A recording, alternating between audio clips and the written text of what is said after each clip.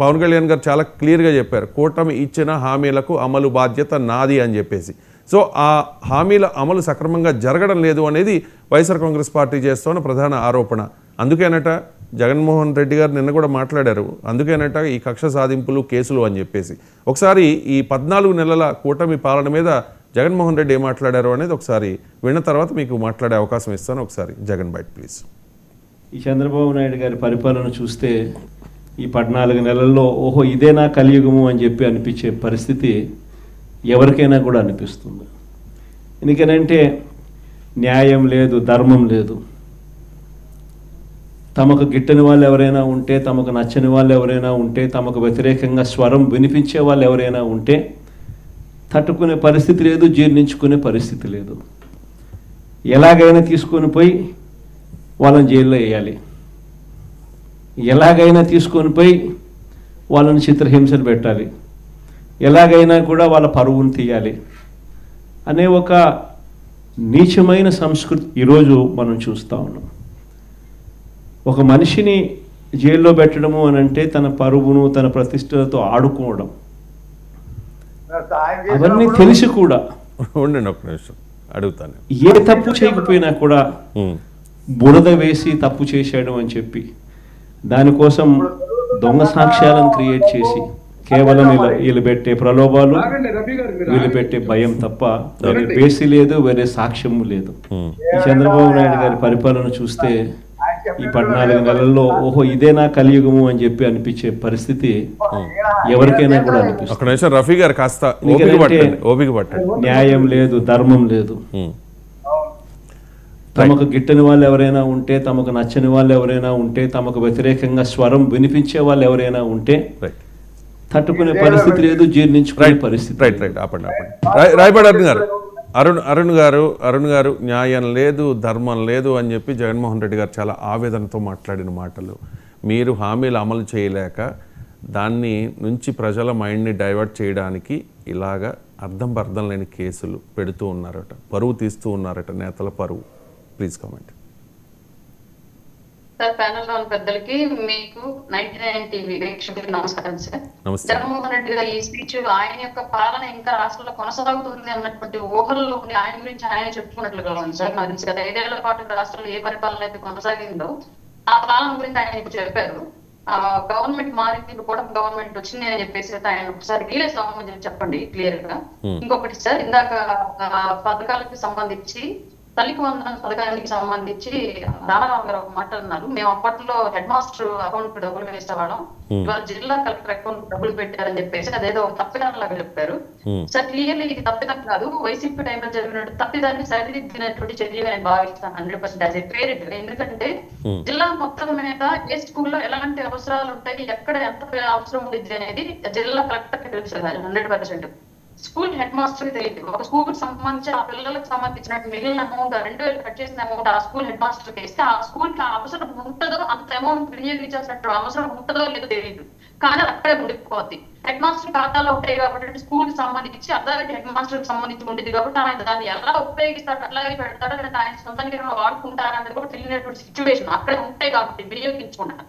కాబట్టి ఇట్లాంటి situation create అవ్వకుండా జిల్లా కలెక్టర్ వారి యొక్క ఖాతాలో ఆ డబ్బులు వేస్తే జిల్లా వ్యాప్తంగా ఎక్కడ ఏ స్కూల్కి ఎలాంటి మరమ్మతులు అవసరమైనా, ఎక్కడ ఏ స్కూల్లో ఎలాంటి ఫండ్స్ అవసరం ఉన్నా సరే జిల్లా కలెక్టర్ డైరెక్ట్ గా ఆ స్కూల్ ట్రాన్స్ఫర్ చేసేటువంటి వెసులుబాటు ఉంది. కాబట్టి ప్రతి చోట కూడా జిల్లా కలెక్టర్ కి అమౌంట్ ట్రాన్స్ఫర్ చేసి వైసీపీ టైంలో జరిగినటువంటి తప్పుని దిద్దేటువంటి ప్రభుత్వం కొనసాగుతుంది ఈ రోజు 100%. ఇది యాజ్ ఎ పేరెంట్ గా కూడా మనం యాక్సెప్ట్ చేయాల్సిన విషయం. మిగిలిన పథకాల గురించి మిగిలిన పథకాల గురించి కూడా మాట్లాడు. నెక్స్ట్ అండి, అలాగే ఇంకా బస్సు విషయం చెప్పారు. ఫస్ట్ పెట్టినటువంటి కాన్సెప్ట్ రాష్ట్రం మొత్తం ఎక్కడైనా తిరగచ్చు అండి. స్టిల్ ఈ రోజు కూడా రాష్ట్రం మొత్తం ఎక్కడైనా తిరగవచ్చు, కానీ మీరు వినియోగించుకోవాల్సినటువంటి బస్సు 3 టైప్స్. పల్లెవేలు నుంచి 600 లక్షల వరకు. నేను విజయవాడ ఒంగోలు విజయవాడ వెళ్ళాలంటే నాకు 600 లక్షలు దాటి నేను వెళ్ళొచ్చు. విజయవాడ నుంచి వైజాగ్ వెళ్ళాలి అంటే విజయవాడ నుంచి మళ్ళీ వైజాగ్ ఆల్రెడీ వెళ్తుంది, దానికి వెళ్ళచ్చు అంటే బస్సు మారచ్చు, ఫ్రీ సర్వీస్. ఇక్కడ జరిగేటువంటి సిచ్యువేషన్ ఏంటి అంటే హై మెయింటెనెన్స్ ఉండేటువంటి పెద్ద పెద్ద అబద్ధాలు చెప్పొద్దు. ఒక నిమిషం అండి, చెప్పండి మిమ్మల్ని ఎలా చేస్తాను నేను ఎలా చేస్తాను విషయంలో అబద్ధము. జిల్లా పరిధి దాటినాక మళ్ళా ఎక్కచ్చు ఇంకో బస్సు అనేది తప్పు. మీరు ఐడెంటిటీ కార్డు ఎందుకు అడుగుతున్నారు? వాళ్ళ యొక్క నేటివ్ ప్లేస్ కోసం. ఇది గమనించుకోమ్మా అరుణ గారు, కొంచెం చూసుకోండి. అట్లాగే మేము చేసిన తప్పన్నా లోకేష్ గారు దళిత వందనం విద్యాశాఖ మంత్రి అతను విమర్శించారు.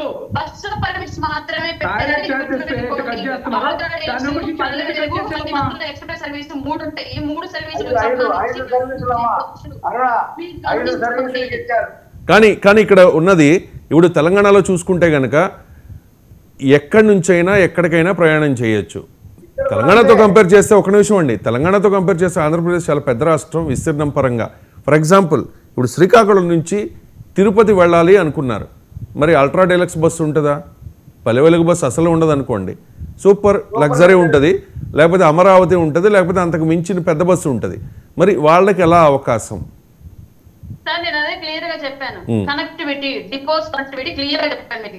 అంటే డైరెక్ట్ గా వెళ్ళడానికి లేదు, మనం బ్రేక్ జర్నీ చేయాలి.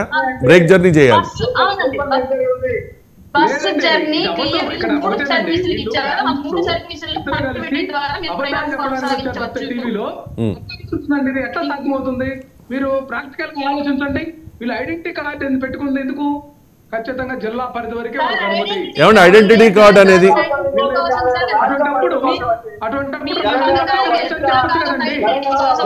రామారావు గారు ఆగండి ఒకసారి.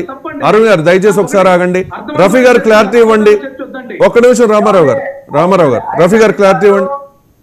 ఐడెంటిటీ కార్డు ఎందుకు ఇచ్చారంటే అటు తమిళనాడు, ఇటు కర్ణాటక, ఇటు తెలంగాణ, అటు ఒరిస్సా, ఇటు ఛత్తీస్గఢ్ రాష్ట్రాల వాళ్ళకి కాకుండా ఓన్లీ ఆంధ్రప్రదేశ్ వాళ్ళే అని గుర్తించడానికి 3 రకాల కార్డులు 5 రకాల బస్సుల్లో ఇచ్చారు.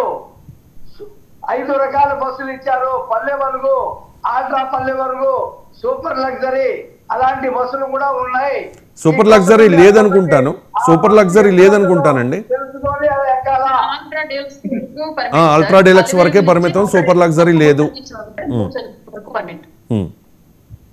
రైట్, కనెక్టివిటీ ద్వారా ఈ పథకాన్ని ప్రతి మండలం కొనసాగించుకోవచ్చు, ఉపయోగించుకోవచ్చు సార్. ఇది ఇంతవరకు క్లియర్. ఆయనకు ఒకవేళ క్లారిటీ లేదు.